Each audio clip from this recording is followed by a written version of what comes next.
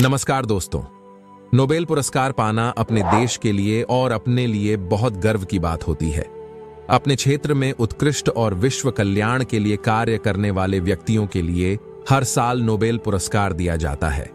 विश्व को एक साथ लाना, समाज में व्याप्त बुराइयों को उखाड़ फेंकना और अपने अपने देश को प्रगति के रास्ते पर ले जाना ही अपने आप में एक नोबेल है। आइए आज नोबेल पुरस्कार की इतिहास के साथ साथ एक ऐसी महिला के बारे में जानते हैं जिनको 2023 का नोबेल का शांति पुरस्कार दिया गया। उस समय जिस समय वह महिला जेल में है। नोबेल पुरस्कार की शुरुआत एल्फ्रेड नोबेल के द्वारा किया गया था, जो खुद एक साइंटिस्ट और इंजीनियर थे।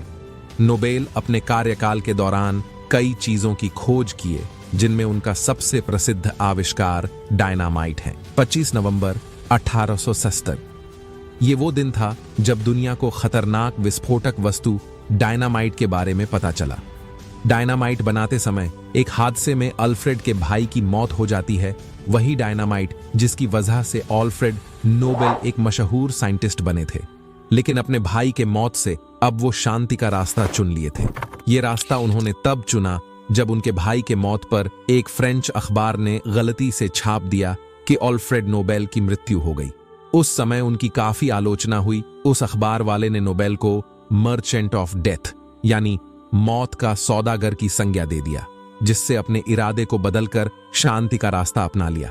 इसी वजह से वे अपनी संपत्ति का उपयोग मानवता को लाभ पहुंचाने वाले लोगों को देना चाहते थे, जिसे आज नोबेल पुरस्कार के नाम से जानते हैं। एक्स-रे किरणों की खोज करने वाले महान वैज्ञानिक विल्हेल्म रोंटगन को नोबेल का पहला पुरस्कार दिया गया। भारत के वे महान व्यक्ति जो कवि, संगीतकार और चित्रकार जैसे महान कलाओं के धनी थे, जिन्हें यह पुरस्कार दिया गया। रविंद्रनाथ टैगोर प्रथम भारतीय थे जिन्हें नोबेल का पुरस्कार दिया गया। ये बंगाल के कवि थे जिनको गुरुदेव के रूप में भी जाना जाता था। अभी तक भारत के 9 लोगों को नोबेल पुरस्कार प्रदान किया जा चुका है। टैगोर के बाद डॉक्टर चंद्रशेखर वेंकटरमन, जिन्होंने प्रकाश के प्रकीर्णन के प्रभाव का खोज किया, जिसके कारण 1930 में इस इन्वेंशन के लिए नोबेल का पुरस्कार दिया गया था। 1965 में अमेरिका के एक विश्वविद्यालय में हरगोविंद खुराना, डब्ल्यू निरेनबर्ग और रॉबर्ट डब्ल्यू होली तीनों को संयुक्त रूप से कोशिका के आनुवांशिक गुणों की खोज के लिए प्रदान किया गया। मदर टेरेसा, जिन्होंने मानवता के लिए महान काम किया था, जिससे 1949 में इनको नोबेल का शांति पुरस्कार प्रदान किया गया। 1983 में भारतीय मूल के अमेरिकी वैज्ञानिक सुब्रमण्यम चंद्रशेखर को श्वेत वामन तारों व्हाइट डॉर्फ की खोज के लिए भौतिकी का नोबेल प्रदान किया गया। भारत के महान दार्शनिक और अर्थशास्त्री अमर्त्य सेन, जिनको अर्थशास्त्र में महान कार्य के लिए 1988 में नोबेल पुरस्कार दिया गया। कोशिका के अंदर प्रोटीन का निर्माण करने वाले राइबोसोम की कार्य प्रणाली व संरचना के उत्कृष्ट अध्ययन के लिए वेंकटरमन रामकृष्ण नंदन जी को 2009 में नोबेल पुरस्कार दिया गया। बच्चों और युवाओं के दमन के खिलाफ संघर्ष और उनके शिक्षा के अधिकार के लिए कैलाश सत्यार्थी को 2014 में नोबेल शांति पुरस्कार से सम्मानित किया गया। गरीबी हटाने की दिशा में कार्य करने वाले भारत के अभिजीत बनर्जी को 2019 में अर्थशास्त्र का नोबेल पुरस्कार दिया गया।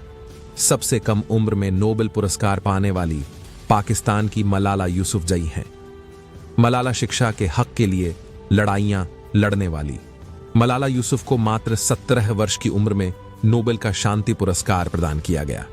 सत्य और अहिंसा के पुजारी माने जाने वाले भारत के महान नेता महात्मा गांधी जी को 5 बार 1937, 1938, 1939 और 1947 ईस्वी में नोबेल शांति पुरस्कार के लिए नामांकित किया गया, लेकिन किसी भी बार उनको यह उपाधि नहीं मिल पाई। 2006 में नॉर्वेजियन नोबेल समिट के सचिव गियर लुंडस्टैंड ने कहा कि 106 साल के इतिहास में सबसे बड़ी चूक यह है कि महात्मा गांधी जैसे महान व्यक्ति को शांति पुरस्कार न देना है। आइए बात करते हैं 2023 के शांति पुरस्कार विजेता ईरान की नरगिस मोहम्मदी के बारे में। ईरान की महिला कार्यकर्ता नरगिस मोहम्मदी ईरान में हो रहे महिलाओं के उत्पीड़न के खिलाफ उनकी लड़ाई व मानवाधिकार व स्वतंत्रता की संघर्ष के लिए रॉयल स्वीडिश अकादमी द्वारा नोबेल शांति 2023 का पुरस्कार प्रदान किया। रॉयल स्वीडिश अकादमी नरगिस मोहम्मदी को पुरस्कार देते हुए यह भी कहा कि यह पुरस्कार उन सैकड़ों हजारों लोगों को भी सम्मानित करता है जो महिलाओं को निशाना बनाने वाली शासन की ऐसी धार्मिक नीतियां जो भेदभाव और उत्पीड़न करती थी।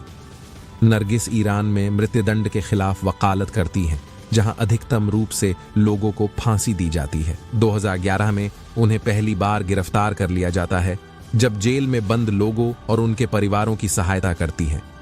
ईरान में महिलाओं के लिए हिजाब या हेडस्कार्फ पहनने के लिए सख्त कानून बनाए गए हैं। यदि कोई महिला हिजाब नहीं पहनती है तो उसे काफी कठोर सजा दी जाती है। ऐसी ही कहानी 22 वर्षीय महसा अमीनी के साथ हुआ जब वे ईरान के परिधान संबंधित नियमों का उल्लंघन करती है। बाद में ईरान की पुलिस द्वारा अमीनी को अरेस्ट कर लिया गया। इसके विरोध में ईरान की महिलाएं विरोध प्रदर्शन करती हैं और स्वतंत्रता की मांग करती है। विरोध प्रदर्शन के दौरान पुलिस की झड़प में महसा अमीनी की मौत हो जाती है। तब यह प्रदर्शन उग्र रूप धारण कर लेता है। बाद में ईरान की सरकार महिलाओं की स्वतंत्रता को दबाने का प्रयास करता है, जिसमें 500 महिलाओं की मृत्यु हो जाती है। पत्रकारिता और महिलाओं की आजादी के साथ साथ मानवाधिकार के स्वतंत्रता के लिए नरगिस मोहम्मदी को 31 साल की जेल और 164 कोड़ों की सजा सुनाई गई। यही कारण है जिससे नरगिस मोहम्मदी आज जेल में है।